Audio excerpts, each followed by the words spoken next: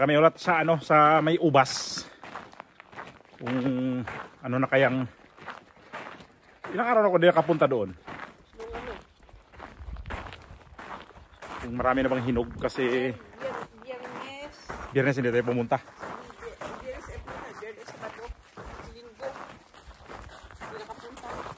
Kaya ilang araw na. Waybes, di rin oh. Hindi. Mag-isang linggo. Kasi Martes ngayon.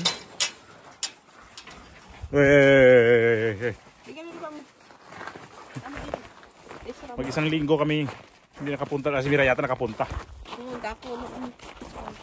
Pero ako, nagsara ako ng gate. Hindi na ako dumaan doon. So, puntahan namin ngayon kung ano kaya ang mayroon ng hinog doon sa may mga binalot namin. Sabay padlock na rin ako ng gate para isang trabaho na lang. Patay gulong ng pick up. Oo. May bakas eh.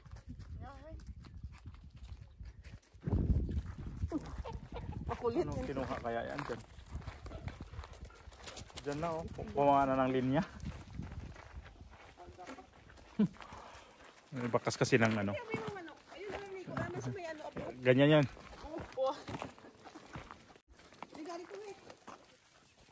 Wala na dyan Bruno. Kala ko dadapa. Kaliligo mo lang.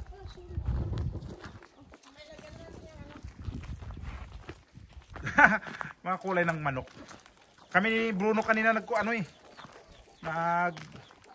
mga sisiyo na yun. Gusto niya kunin ang sisiyo. Lipat yan doon bukas. Mingka, Bruno! Trabaho! Mingka! Mingka, Bruno! Recoge. Vamos, Mingka. Venga, vamos! Mga to, alam na nila kung anong gagawin nila sa mga manok.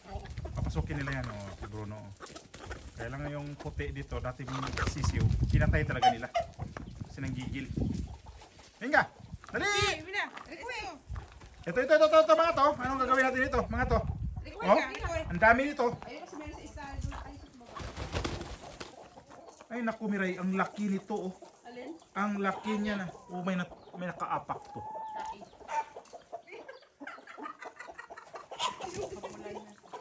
Ang laki nito ah. O nakaapak yata.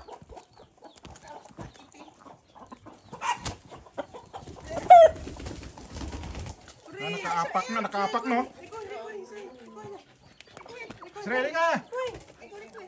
Eh, si Bruno lang nagtrabaho sa Israel. Naku, alikabok.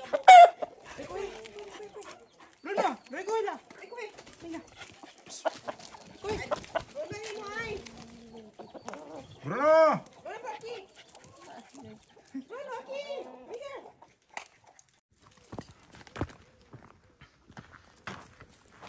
Pati aso kasama. Ayan, si Railito. Si Bruno at saka si Felipe at saka si Bruno pala. Yung mansanas dito. Ang sagwa ng bunga kasi walang dilig.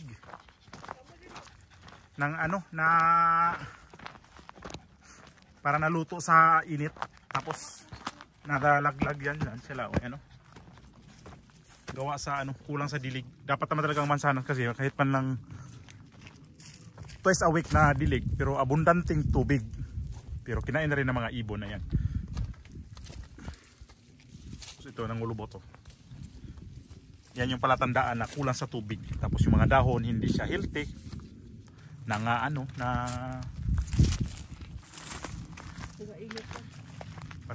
nalupaypay na ng hina. Tapos tingnan nyo ito yun na init, sa init yan, luto. Ito kainin natin to. Muha pa ako ng iba habang naglalakad. Kainin natin.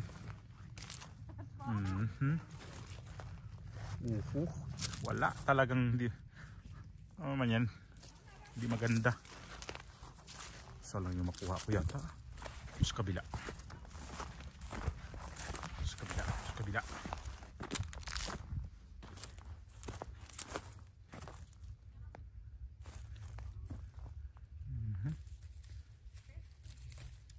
Ay, hindi maganda. Ito na lang yata. Ay sus, kung lambot. Bilis na ano, yun. Na ano, natlaglag. Ang sayang. Nahulog. Ganito lang. Sana dito. Daan-daan lang kami pag namitas. Terus kain. Pero pag nasa loob na, wala na. Ibig sabihin sa loob na ng bahay na hindi masarap.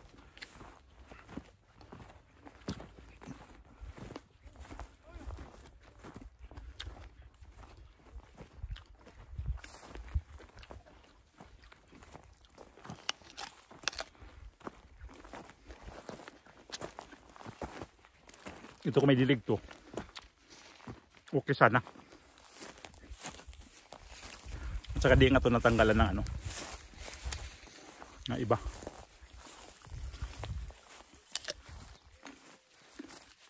Sayang, tamis. Kaya lang. Ang liit. Kaya mo si Pilipi. Ito yung pinutol ko ng ikaw Pilipi. Nagdala ka niyan oh. Ayun oh, mga dahon na makati pa naman yan. Yung dahon na yan makati at saka matulis yan oh. May dulo parang karayom yan. Kaya dinala sa aso dito. Meron pa isa dito oh.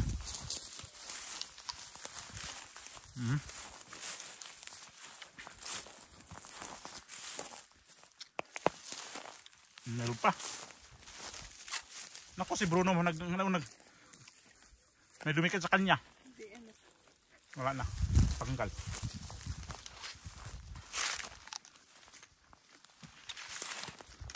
Ang sarap ng mansanas, juicy pa naman, kaya lang liliit.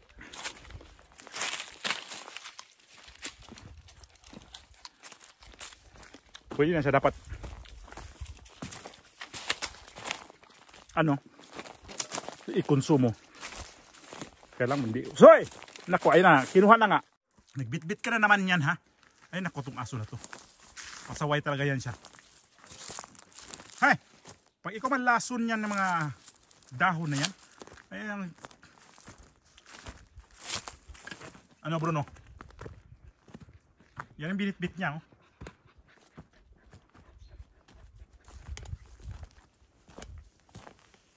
Matinik to.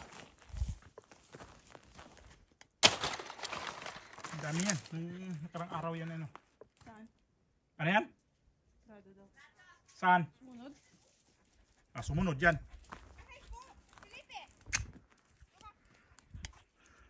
Ay, dito na tayo sa may binaot na mga ubas.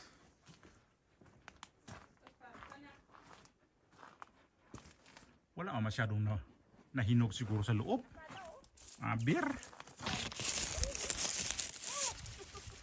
Wala pa masyadong hinog, Ray.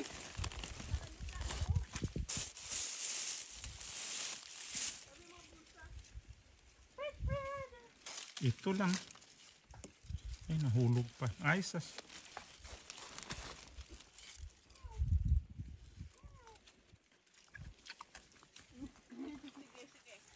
Andali, mag-lock muna ako ng gate. Ito marami itong ibang kulay.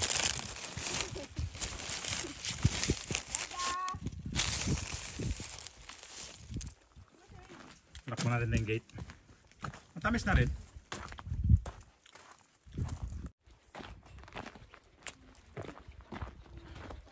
Ay, luwagpas ako sa itagod kami ng susi dito.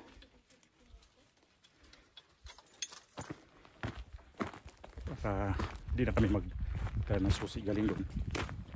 Lock ko lang. Kala ni Bruno lalabas ka.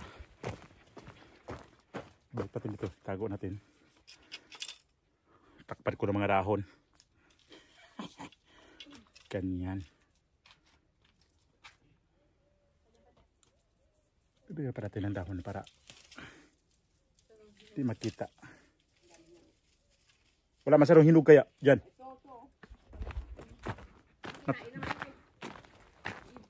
Nakiki ako sa ano?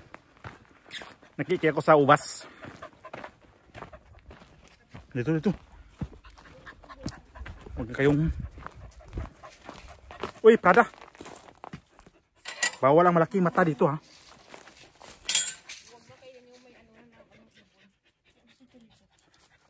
Yan, pumasok na.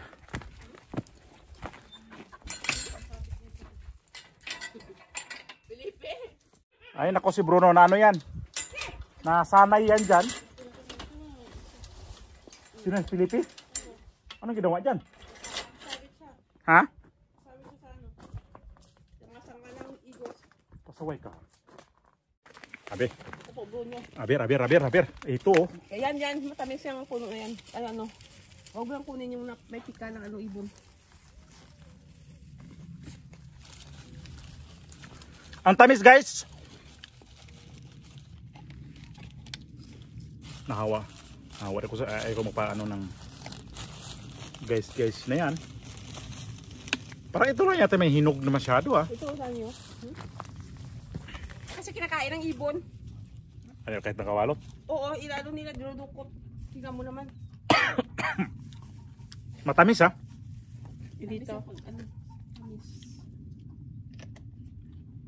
May Prada doon sa baba. Yan ano.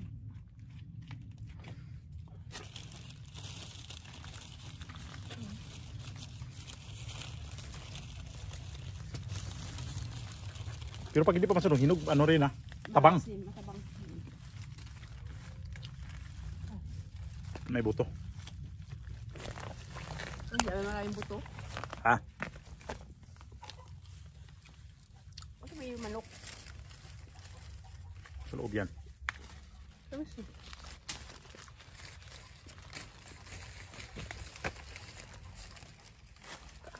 Ito nandoon. Kasi yan dito.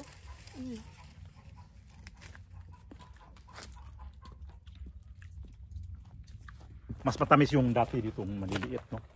Uy,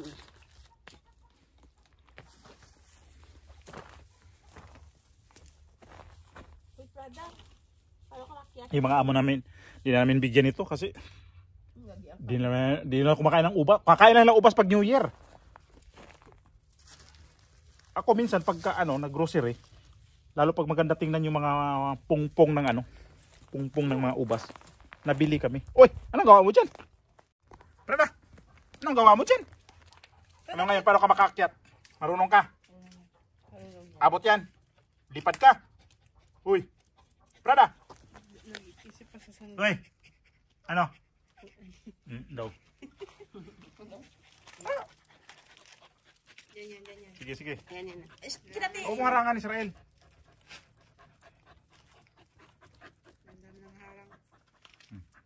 Lipad. Yan nga, Prada. Bida. Joby. Mata. Bingka. Bular. Bida. Uy, nakuha ba ko? Bilis oh. Nakuha na kaya yun? Diyan ka na pala. Isa, dalawa. Hindi ko nakita ah. Halo ginayon ko ngayon ah. Dalawang mansanas. Sanat, ibon. Saka ubas.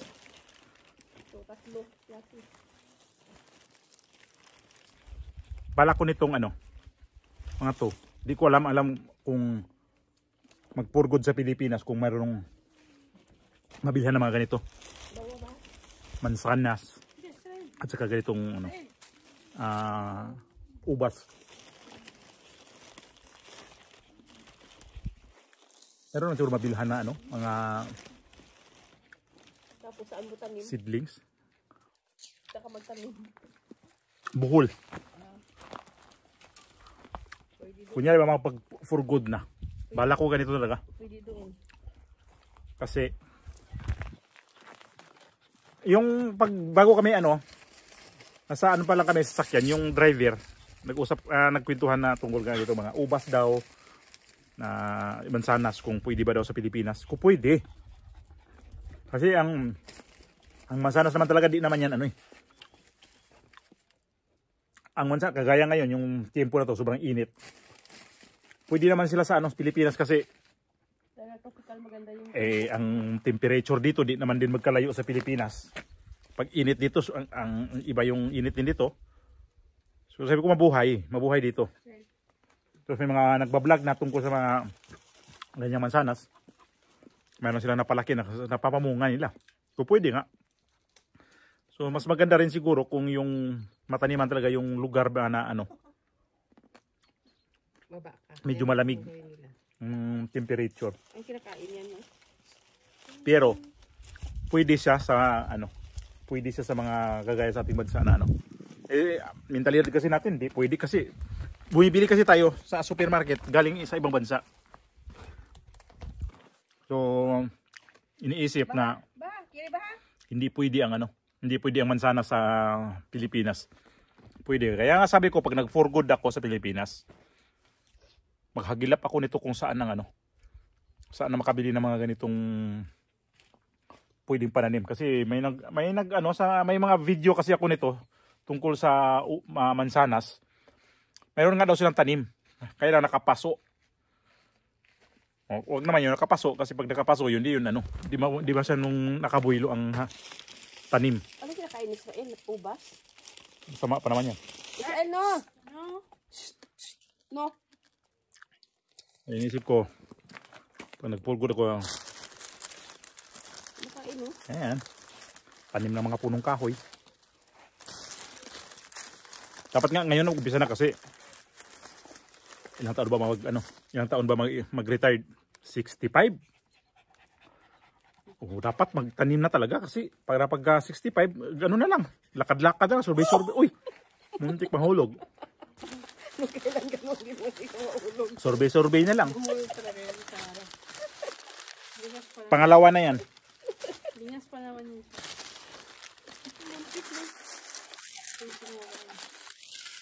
Gaya nitong mga ubas na to. Uy, so si Prada. Asa na? Humugulong. Lalakad pa. Akala mo lang ginagawang paggulong-gulong dito. Nakatusok ka dyan. Nakakatusok pa naman talaga yan. Ito yung maraming hinog. Kung hindi namin binalo to, wala kaming matikman na ngayon. Wala, pinatabi nga, bahati. Wala, pinatabi nga. Ito, Bruno. Buti binalot namin to. Wala, pinatabi nga. Miray kasi nagbalot ito, basta balot. Kung hindi ko dilagyan ng butas-butas. Yung binalot niya, suka yun. Wala, pinatabi. Buka nga, pinatabi. Tabi. Hindi. Balot daw siya. Sus, pagtingin ko. O sira yan. Wala, pinatabi lang. Taki. Bing. Ginugulo yun. Ayun, salta. Aki. Wala, pinatabi lang.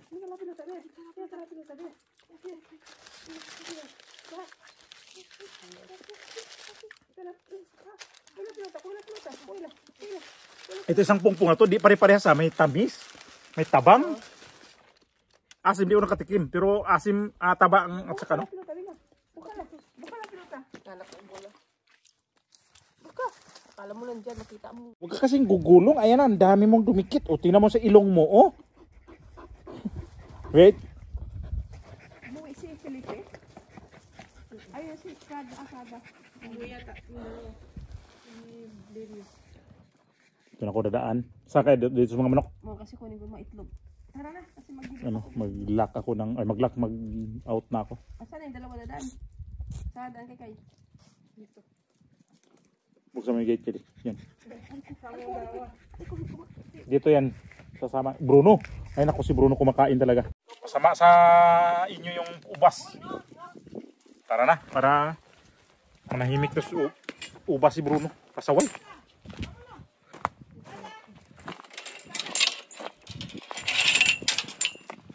Tali ulit. Kasi dito dadaan si Lirio at saka si Felipe. Saan kayo dadaan? Bruno, ay, nandito. Nako, may kauiwan. Mabango ang igos. I-angkla mo kayong sa taas. Yan.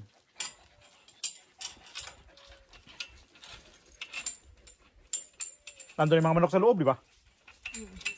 Si Prada na lang dalhin mo, Minay. Ayan, sumunod sa'yo. Dito yung dalawa eh. Dito si Bruno, kaliligo lang. Gumulong sa alikabok.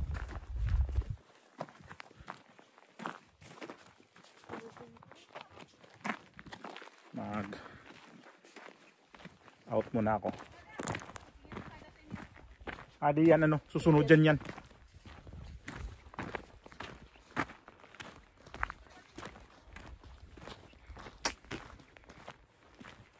Eh si Kelly pag ano yan, pag nagre-retire na kami, dito na yan siya. Dito na yan, dito yan siya magpaiwan.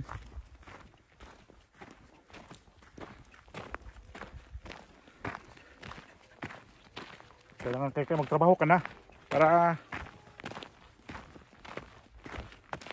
meron ka ng income mo dito.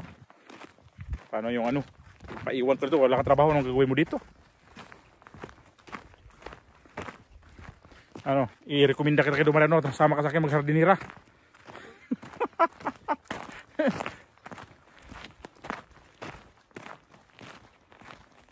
Buti na lang ano, lumamig kunti. Sa sunod linggo medyo babagsak ulit ang temperature ng mga line of 2 na yun dito, mga 28. Ang laking bagay yun pagka temperature na ganun, kasi ano yun, hindi ka papawisan. Diyan kaya ano yan, nakapadlock na yan dyan sa gate na yan, dito na nadaan.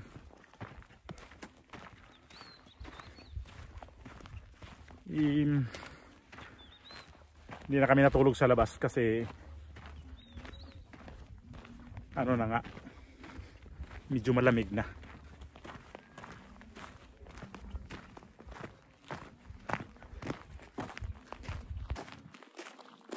Kasi ano na eh, matatapos na ang summer itong 20. Wala namin, hindi ko nakita. Diyan sa mga damo. Mag-umpisa na ang utom, yung taglagas ngayong 22 yata o 21. Dito. Vamos. Israel. Bruno, dito. Wala, di pwede man dadaan dyan.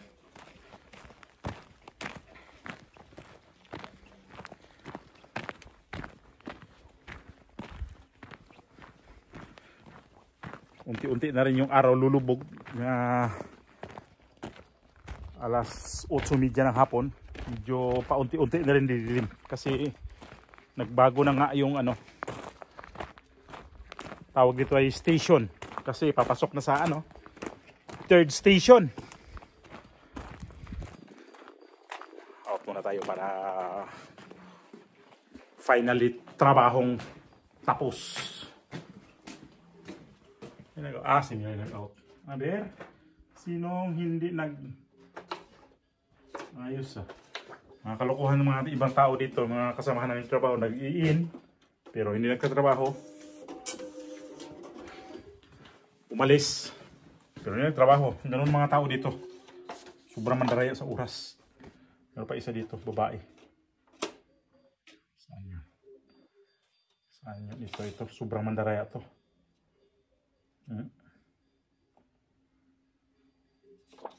Mandaraya sobra to. Ito lang banggitin mo na pangalan niya. Pero sobrang mandaraya.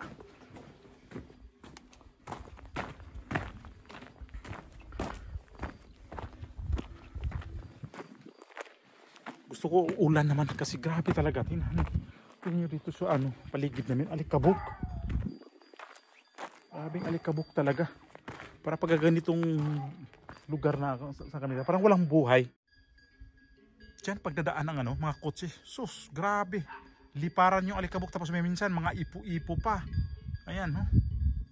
Yung mga ano dyan, no? Mga turo.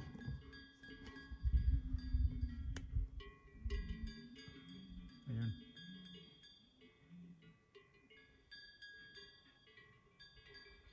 Wala, parang walang buhay. Imagine yung ganyan, ganitong purba.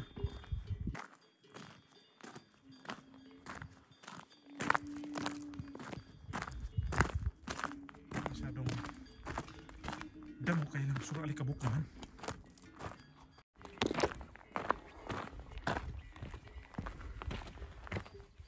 ilang gabi na rin na ano, nakaranas kami ng okay ang electric fan pa din.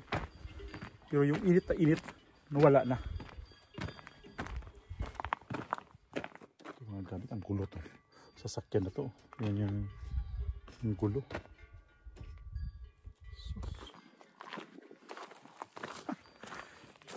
Grabe. Mas sasakyan dito.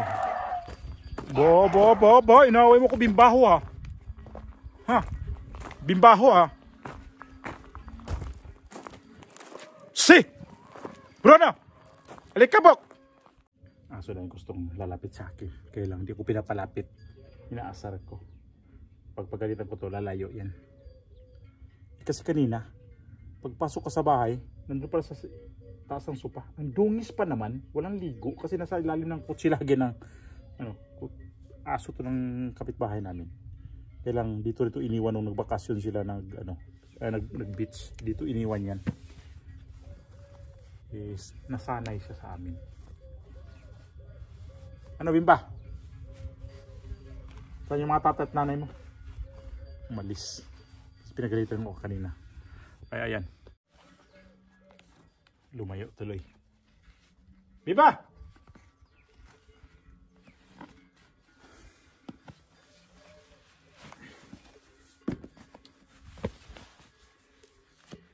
Ang hirap lang sa pag itong ano rin kasi pag mainit sa paa pag itong butas ng butas kasi kami dito kasi parang obligatoryo talaga na obligatory yung gagamit ka ganito sapatos na safety shoes kasi naglalakad kasi ganyan na kailangan may ka dipinsa sa paa si delikado pag natusok ka dyan kung ano dyan. At least itong mga sapatos na to safety shoes may security yung paa. I-require talaga sa amin dito na nagtatrabaho sa labas na kailangan naka-safety shoes. Itong safety shoes mumurahin lang naman to. Pero maganda naman siya. Pero pag tag-ulan naman, ang bigat nito kasi pag nabasa to, ang bigat. So, di bali mabigat kaysa magsapatos na hindi walang kasiguraduan.